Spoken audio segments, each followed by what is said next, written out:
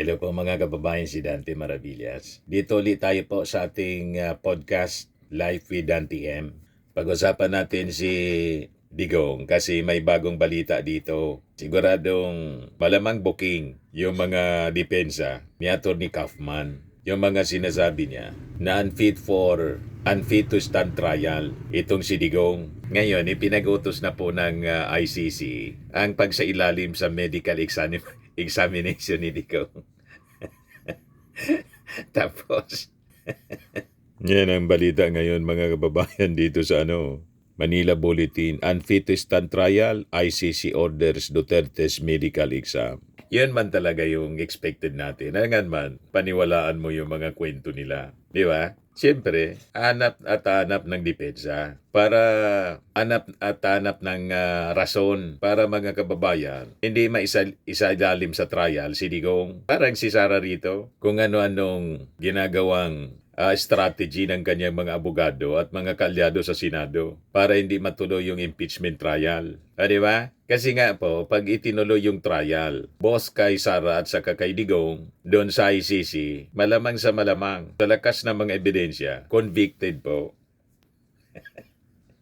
At saka si Digong mga kababayan, sa sobrang kayabangan, tulad ng ginawa niya doon sa Congress, inamin niya. Ganon.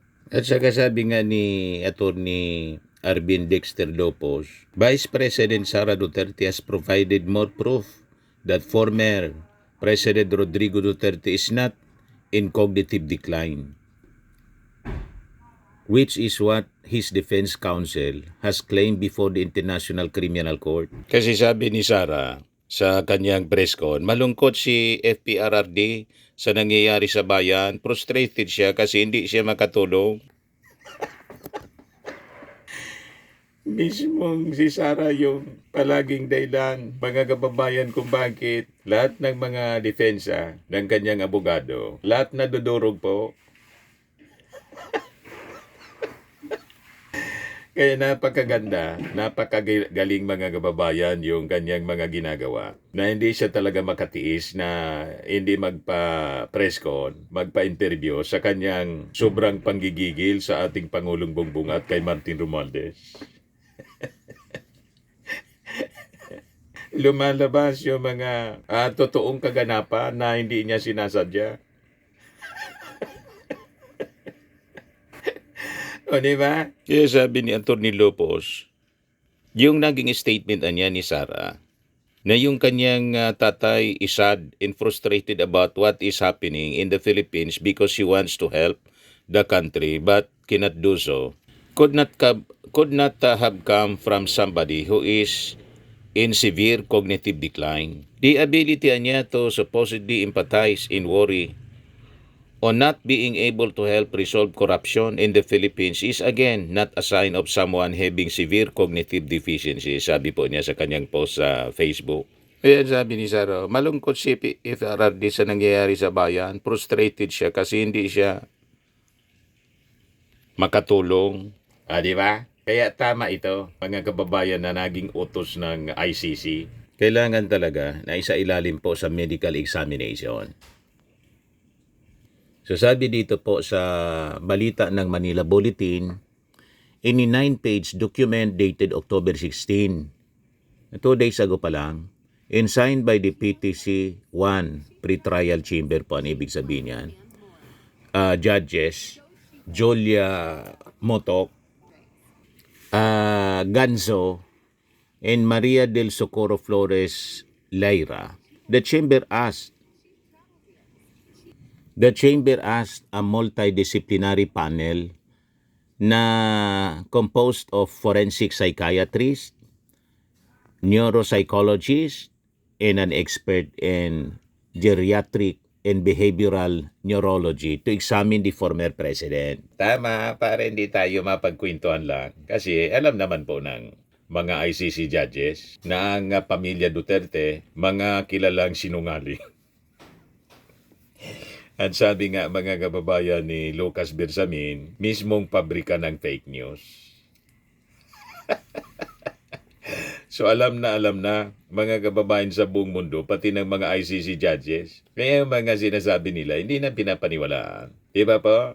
Sabi ko nga, pag naniwala kayo sa kanila, ay nang nilalang ka. Hindi man ganon ang mga ICC judges po. Siyempre, yun ang kwento nila. I-check, alangan man pakinggan natin yung kwento nila. Ang kwento nila, siyempre, laging pabor sa kanila. Kung paano makalusot. Ganon. So, tulad sa kwento ng Crying Wolf, ang pamilya Duterte, mga kababayan, kahit magsabi pa sila ng totoo, hindi na paniniwalaan ng tao kasi nasanay na sa kanilang kasinungalingan. That's the story of the boy crying wolf. Di ba po? So sabi dito, in light of the above and in order for the chamber to properly adjudicate on any issues as to Mr. Duterte's fitness, the chamber instructs the panel to proceed with a medical examination of Mr. Duterte and provide its assessment on the following issues. Whether, and if so, at what level Mr. Duterte suffers from any medical condition which might have an effect on his ability to follow, take part in the ongoing pretrial proceedings, including the confirmation of charges hearing, whether any special measures or adjustments are recommended to address any medical condition of Mr. Duterte, also in light of any prognosis during the pretrial proceedings, including the confirmation of charges hearings. Di ko nga maintindihan kung bakit naisip nila ang ganon kababaw na mga depensa. Di ba po nasasabihin, unfit niya for trial, wala man pinapakitang medical examination, medical result. Sila lang yung nagkikwento. Siyempre, definitely, yung mga judges po ng ICC mag-iisip, totoo ba yan na sinasabi? Kasi normal sa isang akusado, lalo ay yung guilty sa mga crimes na inaakusa sa kanya, na maghanap ng mga pamamaraan para malusutan yung kaso. So that is normal. And siyempre, for the chamber at saka yung prosecution, ay masiguro din ay yung mga alibis ma-check para malaman kung totoo ang mga kwento. Di ba po? Kaya malapit na pong mabuking. Ipapacheck talaga. Isa sa ilalim sa medical examination. Kaya galit si Pulong sa plano, mga kababayan, na isa ilalim sa medical examination yung kanyang tatay. Wala daw silang paintulot.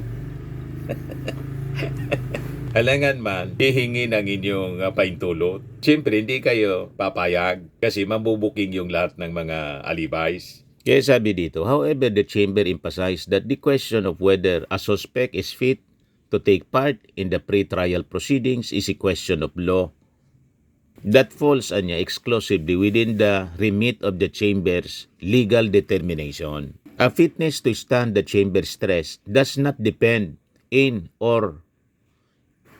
and of itself on whether the suspect has particular medical conditions, but rather on whether he or she is able to effectively exercise his or her procedural rights. Malinaw, mga kababayan, sa mismong kwento ni Sarah.